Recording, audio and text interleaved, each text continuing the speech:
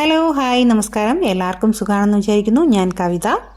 ഇന്നത്തെ ഒരു സ്പെഷ്യൽ വിഭവം നിങ്ങൾക്ക് കാണുമ്പോൾ തന്നെ മനസ്സിലാവും, കിളിക്കൂട്. ഇതെങ്ങനെയാണ് ഉണ്ടാക്കുന്നതെന്ന് നമുക്ക് നോക്കിയാലോ. ആദ്യമായിട്ട് നമുക്കിതിന് വേണ്ടിയിട്ടുള്ള മസാല തയ്യാറാക്കാം. അതിന് വേണ്ടിയിട്ട് ഞാനൊരു പാൻ അടുപ്പത്ത് വെച്ചിട്ട് അതിലേക്ക് കുറച്ച് ഓയിൽ അങ്ങ് ഒഴിച്ച് കൊടുക്കുന്നുണ്ട്. ഒരു 1.5 ടേബിൾ സ്പൂൺ ഓയിൽ. ഓയിലിപ്പോൾ ഒന്ന് ചൂടായി വന്നിട്ടുണ്ട്. അതിലേക്ക് ഞാൻ ഒരു സവാള ചെറുതായിട്ട് അരിഞ്ഞു വെച്ചത് അതിലേക്ക് ഇട്ട് കൊടുക്കാം. എന്നിട്ട് അപ്പോൾ തന്നെ അതിലേക്ക് കുറച്ച് ഉപ്പും കൂടി ഇട്ട് കൊടുക്കാം. 1/4 ടീസ്പൂൺ ഉപ്പ്. എന്നിട്ട് നന്നായിട്ട് മിക്സ് ചെയ്ത് യോജിപ്പിക്കാം.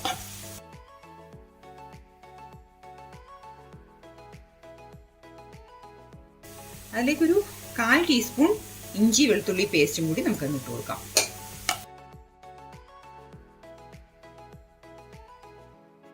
എന്നിട്ട് അതിലേക്ക് ഒരു 1/4 ടീസ്പൂൺ മഞ്ഞൾപ്പൊടി, 1 ടീസ്പൂൺ മുളക് പൊടി, ഗരം മസാല 1/4 ടീസ്പൂൺ, കുരുമുളക് പൊടി 1 ടീസ്പൂൺ.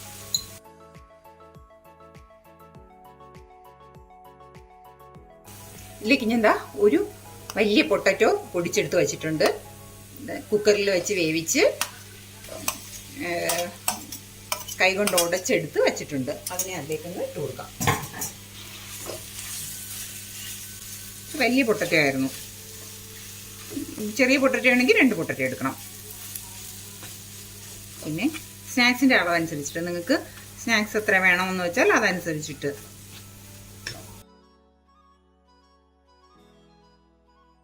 ഇതിലേക്ക് ഞാൻ കുറച്ച് ചിക്കൻ ഒന്ന് കുരുമുളകും ഉപ്പും മഞ്ഞൾപ്പൊടിയും ഇട്ട് വേവിച്ച് വെച്ചിട്ടുള്ളതാണ്. അതും വേവിച്ച് അതിന് ചെറുതായിട്ട് ഒന്ന് കൈകൊണ്ട് തന്നെ ഇളക്കിയിട്ടിട്ടുള്ളതാണ്. ആ പീസും കൂടി ഇതിലേക്ക് അങ്ങ് ഇട്ട് കൊടുക്കാം.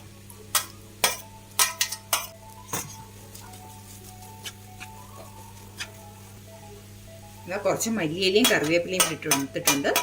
അതും കൂടി ചെറുതായിട്ട് കട്ട് ചെയ്തതാണേ. അതും കൂടി അതിലേക്ക് നമുക്കൊന്ന് ഇട്ട് കൊടുക്കാം.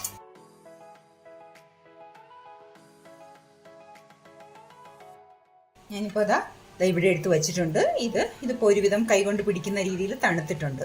ഇതിനെ ഓരോ ബോൾസ് ആയിട്ട് നമുക്ക് ഉരുട്ടി ആദ്യമേ മാറ്റാം.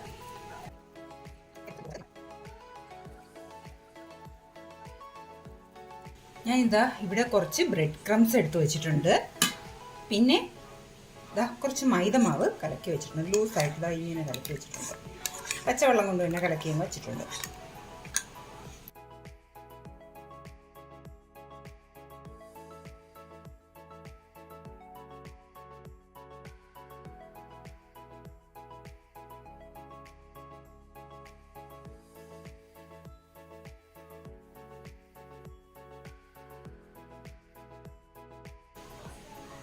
നമുക്ക് ഇത് മൈദയിലിട്ടിട്ട് കോട്ട് ചെയ്തെടുക്കാം.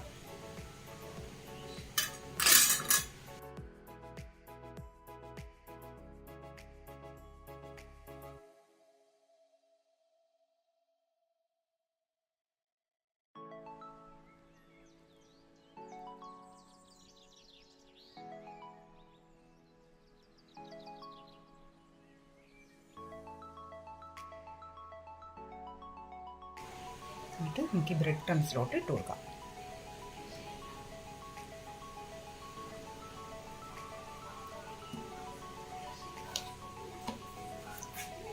ഇവിടെ കുറച്ച് സേമിയ എടുത്ത് വെച്ചിട്ടുണ്ട്. വറുത്തതായാലും വറുക്കാത്തതായാലും എന്തായാലും കുഴപ്പമില്ല. നന്നായിട്ട് കൈകൊണ്ട് നന്നായിട്ട് പൊടിച്ചെടുക്കാം.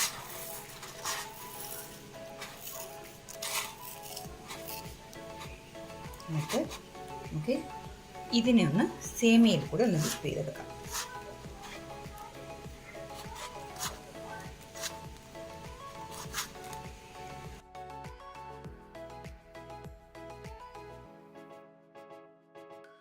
ഇവിടെ ഇപ്പം എല്ലാം സെറ്റ് ചെയ്ത് വെച്ചിട്ടുണ്ട്. ഇനി നമുക്ക് എണ്ണയിലിട്ട് ഫ്രൈ ചെയ്തെടുക്കാം. ഞാൻ ഇവിടെ പാൻ അടുപ്പത്ത് വെച്ചിട്ടുണ്ട്. അതിൽ കുറച്ച് ഓയിൽ ഒഴിച്ചു കൊടുക്കാം.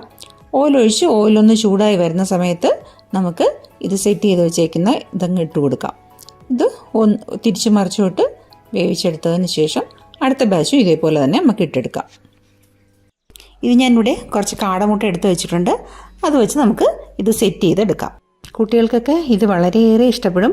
നിങ്ങൾ എന്തായാലും വീട്ടിലൊന്ന് ട്രൈ ചെയ്ത് നോക്കണം.